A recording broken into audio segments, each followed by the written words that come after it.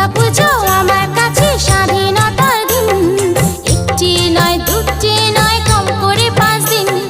দুর্গা পুজো আমার চোখে সব থেকে রঙিন।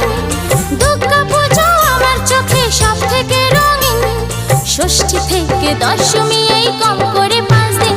আমার স্বাধীনতার দিন আমি ঘুরবো সারাদিন।